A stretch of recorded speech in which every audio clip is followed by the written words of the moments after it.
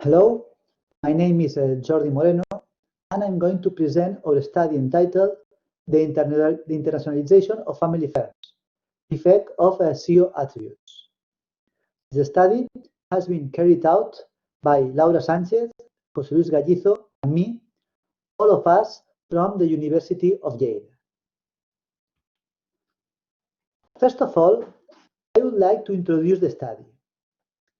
Many times, businesses might see the need to bring their activities to the international stage due to limited local markets or the need to reduce cost via economies of scale.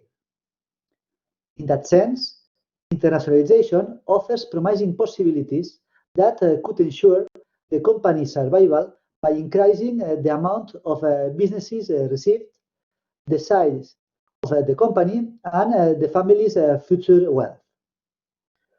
Regarding this internationalization process, previous studies have already confirmed the impact and the importance of some managerial characteristics on the foreign expansion. In this line, this study is founded on two pillars. On the one hand, the upper echelons theory, in which organizational performance is related to the cognitive foundations and values of company managers. And on the other hand, the role that the family has in the governance, management, strategic behavior, and results of family businesses. Internationalization can be achieved relatively simply in large companies with structures dedicated to foreign business. But for small and medium companies, this process is slower and more difficult. Family businesses, specifically, do not want to lose the control that the family exerts on the firm. Therefore, family firms must deal with two opposite forces. One that favors their need to grow and enter new markets, and another that seeks stability and the development of low-risk projects in their traditional market. Internationalization strategies of family businesses have attracted increasing attention in recent literature, but there are still some questions left to be answered regarding the elements that contribute to family businesses having a greater presence in foreign markets. For example, more research is needed to uncover the role that CEOs play in the strategies adopted by family businesses to operate in foreign markets, as the type of management carried out in family versus non-family businesses leads to different internationalization strategies. This differing behavior is due to the role that the family plays in the corporate ownership and management of the company.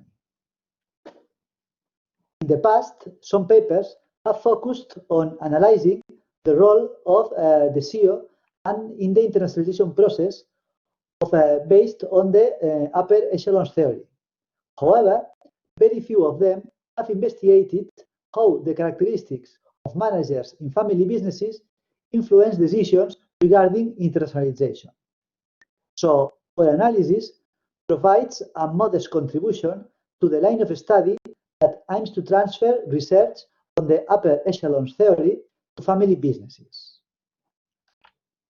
So, our main goal is to identify the managerial qualities in a CEO that will most likely lead to success once management has made the decision to internationalize the family business. In practice, family businesses often intend to go international, but are unable to do so because they do not have a CEO with sufficient managerial skills. In the present work, we aim to increase the knowledge regarding the behavior of family businesses, understanding that the upper echelons of these companies' corporate governance structures are occupied by family members.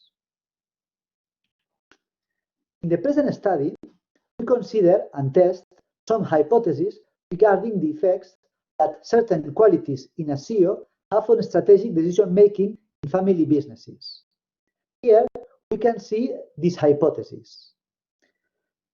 First, CEOs with a high level of business education will lead to a higher level of internationalization in family business.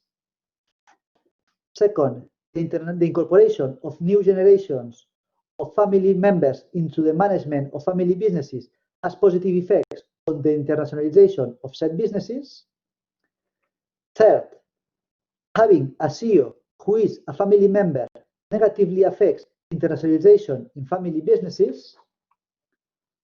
Fourth, family business managers that have medium long-term strategic plans are more likely to internationalize. Fifth, family businesses with CEOs that have held the position for longer will practice internationalization less. And finally, our last hypothesis is that family businesses that require family member managers to have previous professional experience outside the company are more likely to internationalize. To test this hypothesis, in this study, we analyzed a sample of 1,005 family businesses in Spain. To select these companies, we used the definition of a family business used by the Spanish Family Business Institute. This definition uses the percentage of capital that are in the hands of the owning family as its base.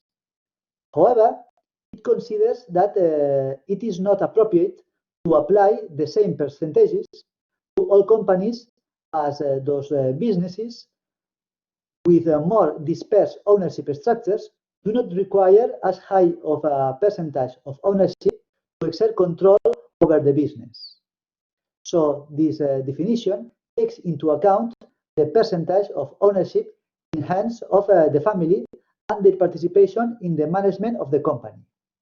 But this definition considers different percentages of ownership depending the company has a concentrated ownership structure or a dispersed ownership structure.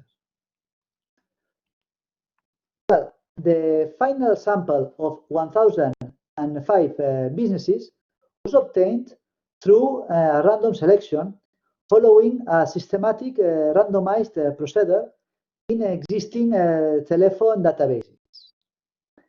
Financial and economic data on the businesses were obtained from the SABI database.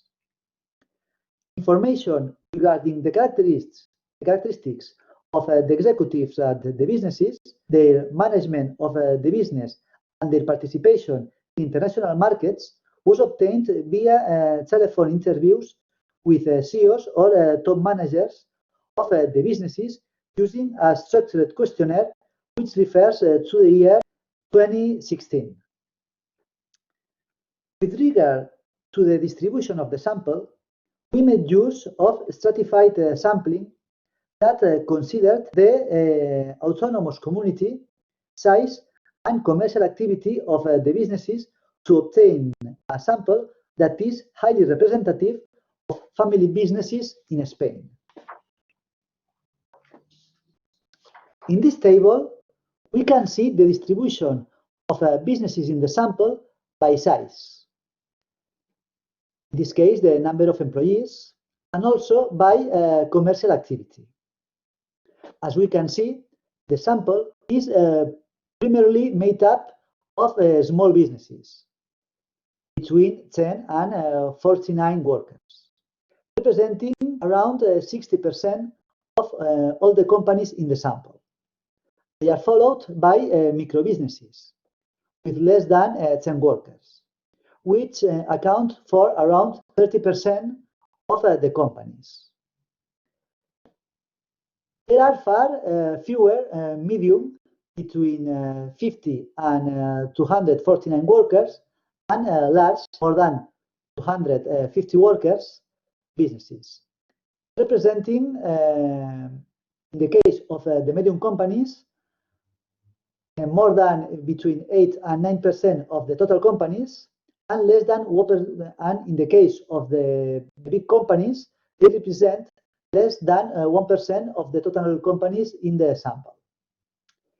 With regard to commercial activities, the largest group of businesses is made up of those practicing wholesale and retail trade, and motor vehicle and motorcycle repair. It represents more than 30% of the companies in the sample.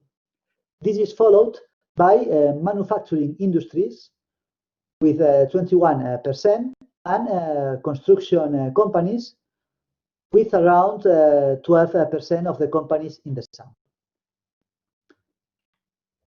Regarding the methodology, to analyze the influence that manager or CEO characteristics have on internationalization in family businesses, we estimate two types of regression models.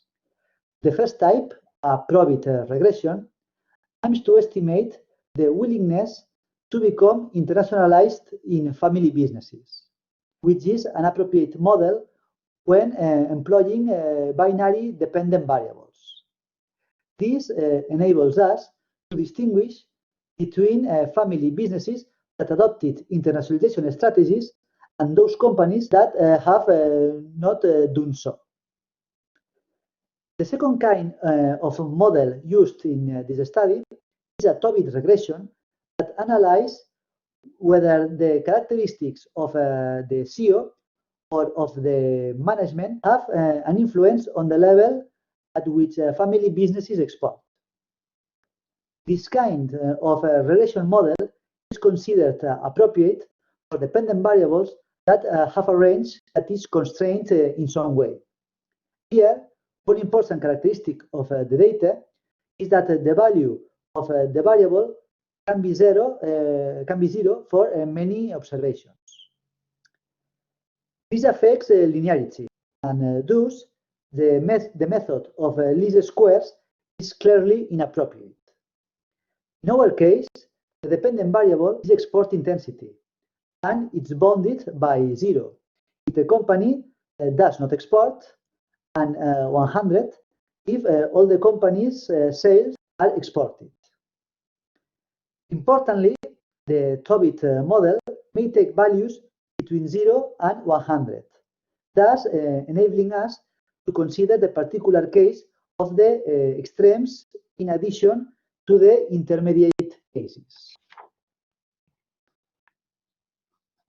Regarding the dependent variables, business internationalization can be analyzed as an evolving process that occurs over various stages and that can be classified based on companies' gradual participation in international markets.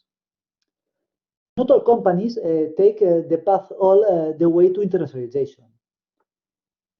Instead, many restrict their participation in foreign markets to opportunistic deals responding to unplanned orders from clients and or foreign distributors.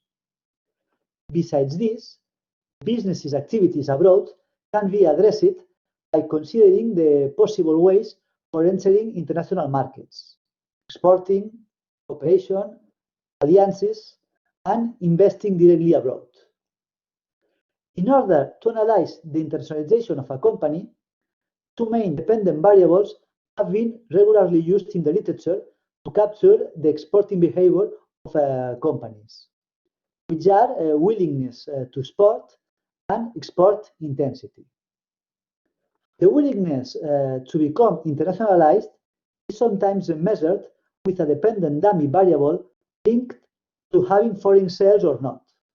However, in our opinion, this variable doesn't show the real willingness of a company to become internationalized because it could be the result of unplanned transactions or one-off sales. Instead, to measure this willingness, we study the implementation of specific strategies for entering international markets. In particular, we consider the adoption of three different strategies: exporting, strategic alliances, and investing directly abroad. So, to analyze the willingness to become internationalized, we have the following three dependent variables: exporting, strategic alliances, and direct invest. The strategy chosen by a family business to enter foreign markets is a relevant issue in its internationalization because the different ways of entry are characterized by variables that are interrelated: degree of control, commitment of resources, cost of exit, etc. In this sense, we find it interesting to better understand which strategies are preferred by Spanish family businesses. Well, as an independent variables, we select some variables directly related with the CEO of a company, taking into account some personal and professional characteristics. Specifically, the CEO's education, the generation in charge of the business, if the CEO is a family member or not, if previous experience outside the company is required to be the CEO, the existence of a strategic plan, and the CEO's tenure. Finally, as a control variable, we used some variables traditionally used to that aim in the literature to study this kind of issue: the size of the company, the activity sector, the financial autonomy, and the age of the company. So, our model takes this form, where the dependent variable is the willingness to become internationalized for the profit model, and is the intensity exportation for the TOBIT model. Here, in this table, we can see the descriptive statistics of the variables used. The results show that around 25% of the family businesses in the sample have adopted a strategy of exporting to become internationalized. In addition, only 5.67% of the companies have established strategic alliances to this end, and less than 4% of the companies have invested directly abroad. So, these results reveal the low level of willingness among family businesses as a whole to become internationalized. We can also see that, on average, 10% of the total sales of the companies in the sample take place abroad. With regard to the independent variables, we can see that only around 31% of the CEOs in the sample have completed advanced studies in business administration or related fields. Almost half of the businesses in the sample are run by the first generation of family owners, while the others are run by the second generation or later. Also, in 90% of the cases, the CEO is a family member, while in only 11% of these family businesses, previous professional experience at other firms is required to occupy a managerial position. In addition, only 35% of the sample has a medium or long-term strategic plan. Finally, the average tenure of CEOs in the sample is 30.55 years. Well, in this slide, we can see the matrix of Pearson correlations to test for multicollinearity. As can be seen, there is not much correlation between variables, and it is often not significant. To complement this analysis, we have provided the variance inflation factor, and we can see that all the coefficients are lower than 2, meaning that the results are not biased due to multicollinearity.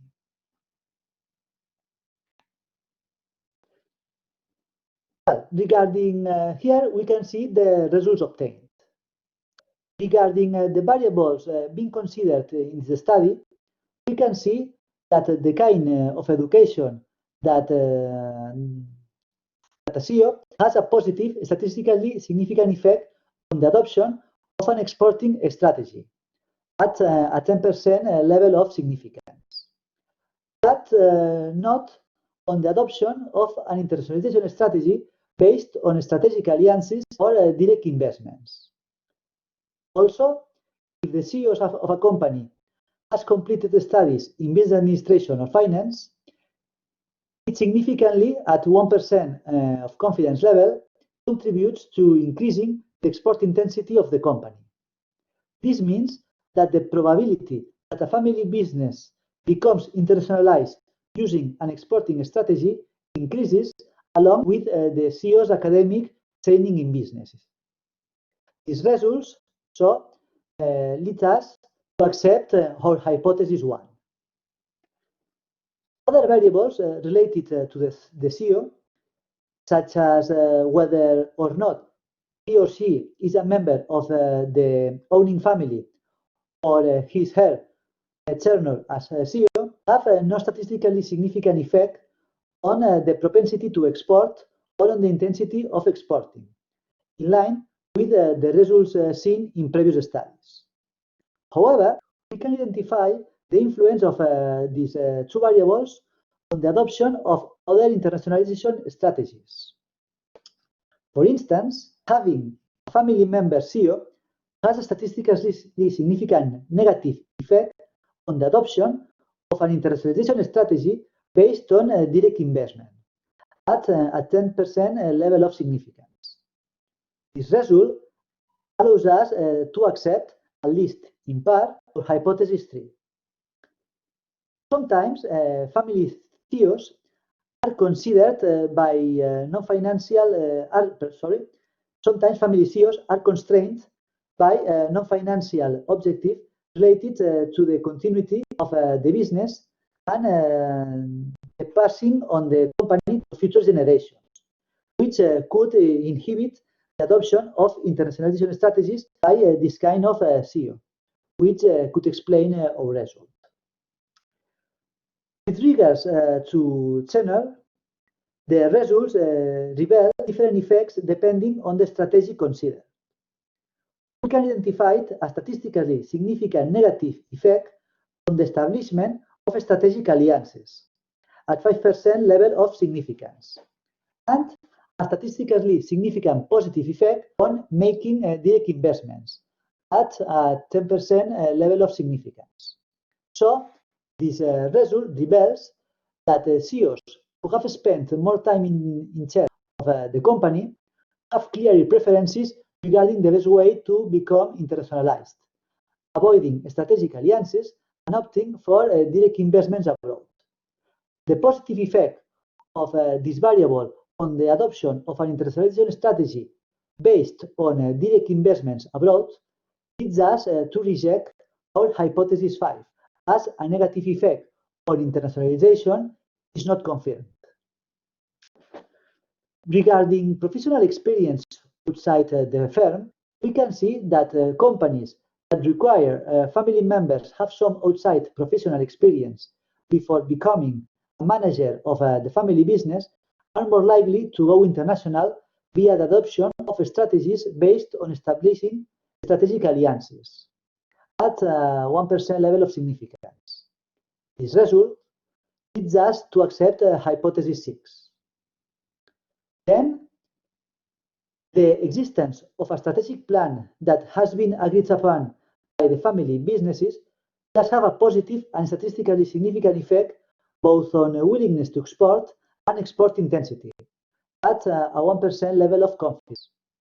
This reinforces the idea that internationalization in family businesses requires more long-term strategic planning, as it is known that such businesses tend to be more reluctant to expand abroad and tend to being internationalized slowly, focusing their activities on business dealings that could be considered more strategically important in the long term. The existence of a strategic plan, however, does not exert significant influence on the other strategies, strategic alliances or direct investment. Finally, we find the generation in control of the company has a weakly significant influence in some models. In particular, we found that when the first generation is in charge, companies are more likely to go international via an exportation strategy or establishing strategic alliances at 10% of significance. So we reject our hypothesis too. Regarding the control variables, we can see that both the size of the company and the activity sector in which the company operates have statistically significant effects in all the models estimated, which is in line with previous studies. Finally, to conclude, I would like to summarize the main conclusions of this paper. First, the results show that family businesses as a whole have a low willingness to internationalize, and only 10% of their total assets, only 10% of their total sales are made abroad. However, these results are not surprising, mainly because of the characteristics that are normally attributed to family businesses that differentiate them from non-family businesses, such as greater risk aversion and restrictions on the entry of a new capital from outside the family. Also, we have seen that the strategy most used by family businesses when it comes to internationalizing is the export strategy, which is the form of entry into international markets that involves less risk and commitment of resources. The results of the regressions confirm that managerial characteristics and management style influence the internationalization of family businesses. However, there are some differences depending on the internationalization strategy considered. In particular, the kind of education received by the CEO or the existence of a consensual strategic plan in the family businesses all have positive and statistically significant influences on family business willingness to export and the export intensity. So, having a CEO with an education in business administration or similar field would have an effect of increasing a company's ability to confront new strategic situations, process information, and tackle new organizational challenges. In contrast, a CEO family member negatively affects internationalization based on direct investment, which could be explained by the greater risk aversion among family owners. Also, requiring managers to have previous professional experience outside the family businesses positively influences the establishment of strategic alliances. It seems likely that it would be easier for managers to adopt this kind of internationalization strategy if they had faced internationalization processes in other companies before. Finally, the results also affirm or confirm that the internationalization strategy is highly determined by the size of the company and the sector in which the companies operate. And that's all. I hope you enjoyed this presentation, and thank you so much for your attention.